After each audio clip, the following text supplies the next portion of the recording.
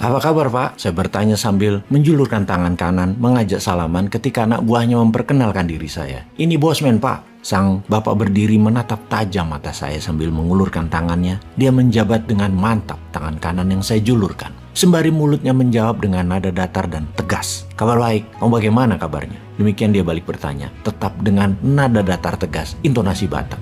Baik Pak, Alhamdulillah, saya menjawab sambil membungkukkan sedikit wajah saya.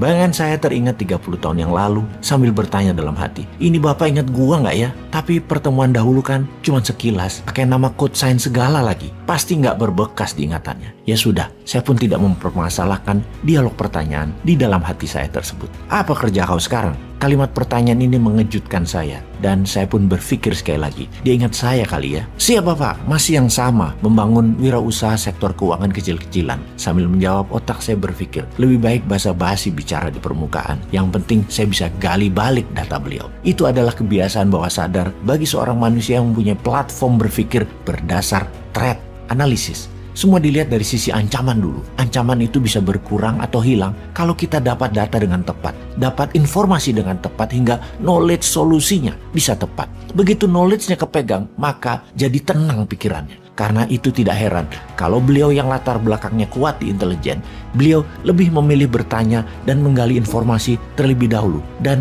di sisi kita yang lagi digali, hadirkan informasi sebanyaknya yang membuat beliau nyaman. Dan pastinya data itu bukan data terbenar tentang kita. Apa jenis keuangannya? Demikian pertanyaan selanjutnya darinya keluar bernada Batak yang kental. Nah, disinilah kuncinya. Kita jelaskan apa yang dia mau, bukan apa yang kita sebenarnya. Karena kita harus korek dulu data beliau nantinya. Barulah apa yang kita maui, kita samakan dengan apa yang dia maui. Itu pasti jadi sesuatu. Setidaknya hatinya nyaman dengan kita. Dialog ini menjadi penting. Bagi saya tentunya berhadapan dengan seorang senior yang berpengalaman panjang sebagai pejabat ataupun sebagai pengusaha ataupun sebagai profesional dalam perjalanannya sebelum masuk ke dunia usaha dan menjabat. Pastinya saya tidak bisa cari informasi tentang dirinya, tentang mimpinya, tentang nyamannya, tentang maunya apa beliau ini selama saya lagi di-drill olehnya seperti sekarang ini, dibombardir dengan pertanyaan berbasis informasi olehnya. Saya harus cepat-cepat membuat dia nyaman dan menurunkan perisai pertahanannya. Baru saya akan balik bertanya, drill balik dia. Bertanya model drill begini, mencari informasi, posisi dia sesungguhnya adalah dia mengangkat tameng perisai proteksi dirinya tinggi, sangat tertutup, full defense. Untuk membuat perlahan turun atau melepaskan tameng seseorang, jawaban kita harus tepat. Saya pun menjawab, saya melihat peluang di bidang keuangan Pak. Karena untuk membuat Indonesia berdaulat, apa yang pemerintah lakukan sudah banyak, tapi tidak semuanya bisa teratasi. Masalah juga banyak. Jadi supaya pemerintah dan negara bisa maju dengan cepat dalam bidang ekonomi, menurut saya adalah bidang keuangan alternatif. Adalah salah satunya. Maka kami memfokuskan di sana Pak. Dan puji Tuhan alhamdulillah semua berjalan baik. Sangat baik bahkan. Kata puji Tuhan adalah terminologi yang pasti membuat dirinya nyaman. Di mana dia adalah seorang Nasrani, dia menerima kata tersebut pasti membuat dirinya nyaman. Saya memilih berasosiasi kata tersebut agar membuat dirinya nyaman. Dia tahu saya Islam. Dengan awal saya jelas mengatakan alhamdulillah ketika ditanya kabar. Dan terminologi kedua ini sengaja saya menggunakan kata puji Tuhan alhamdulillah yang sama arti harafiahnya. Sekali lagi, untuk menurunkan tameng pertahanannya dan berhasil. Sekilas mukanya berubah dengan sebuah kata puji Tuhan tersebut. Dia pun tersenyum tipis pas kata tersebut meluncur dari mulut si Sontoloyo ini. Kali ini intonasinya menurun. Usaha macam apa pula itu? Nadanya setengah bercanda karena dia mengatakan dengan mata berbinar dan mulut tersenyum tipis. Inilah momen yang kita tunggu-tunggu. Tameng pertahanannya mulai diturunkan rendah sekarang. Yes,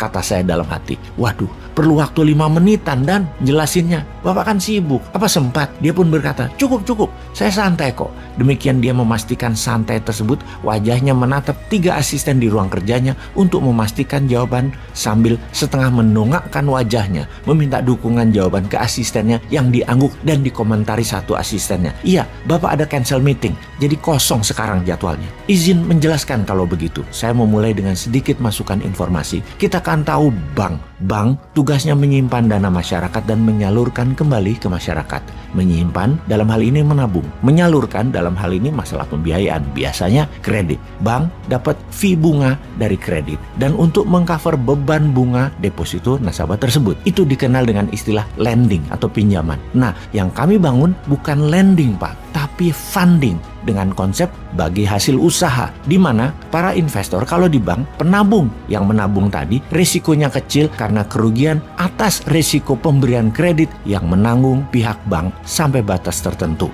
Kalau sudah lewat batas, ya kolaps juga banknya. Di sisi bisnis ini, di mana untuk keamanan nasabah, pinjaman bank mewajibkan adanya jaminan atau kolateral. Kalau di usaha ECF urun dana, investor yang menanggung resikonya. Namun peluangnya untuk mendapatkan keuntungan bisa 3-10 kali dari bunga bank. Di sisi investor mendapatkan saham kepemilikan usaha, investor juga harus teliti memilih usaha UKM yang mau diinvest. Di sini memerlukan kedewasaan investor. Wajahnya masih datar, kemudian mulai berkerut kening, matanya menatap jauh, mikir rupanya dia. Saya lanjutkan monolog saya. Kita menarget UKM, di mana UKM di Indonesia kelas menengah ada sekitar 3 jutaan pengusaha dari data yang kami peroleh. Dari 3 juta pengusaha tersebut, itu pun kecil yang punya jaminan untuk dipinjamkan ke bank. Mungkin hanya 7%. Sisanya, kalau perlu pendanaan, sangat sulit ke bank. Tidak bisa, jadi perlu private investor. Kalau IPO ke bursa efek pun sulit karena omset perusahaan UKM kelas menengah tersebut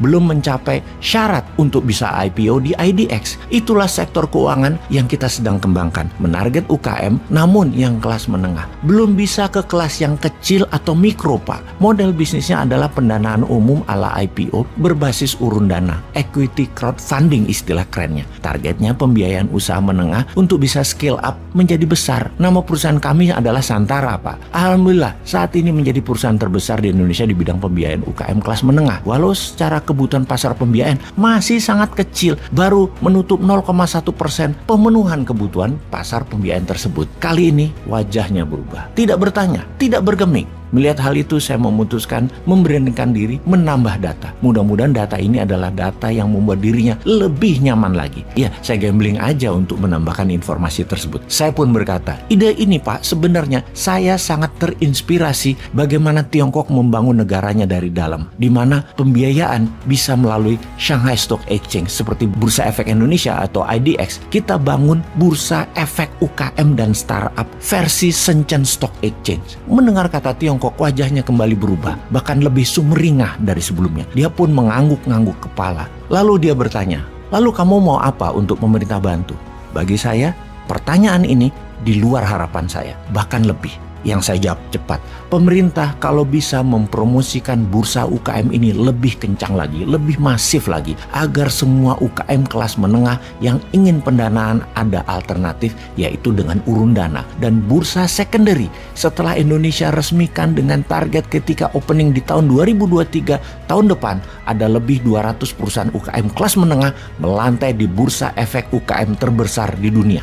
Kamu sudah siap untuk menjadikan itu semua kenyataan? Dia bertanya sambil melihat jam dinding yang saya tahu waktu bersamanya sudah di ujung pertemuan. Saya pun menjawab, sudah sangat siap. Sejak tahun lalu kami siap, hanya tunggu momentum, tunggu dukungan pemerintah. Karena mengedukasi, membangun kekuatan bangsa dan negara memerlukan semua elemen penunjang. Dan negara terutama pejabatnya itu juga hal yang sangat penting. Di ujung kalimat itu wajahnya kembali datar, tak bergeming, mungkin sedang berpikir. Tidak tahu juga saya belum kenal banyak dengan dirinya sekarang. Sebagai seorang menteri koordinator, seorang opung yang sangat beragam pengalamannya, baik sebagai profesional yang panjang sebelum dirinya menjadi pengusaha dan menjabat jabatan politik. Apapun jawabannya itu, saya menunggu diam dalam posisi duduk tegap sikap sempurna, hingga sebuah kalimat terdengar di telinga saya. Ayah, habis sholat subuh anterin mas pertandingan bola ya. Itulah suara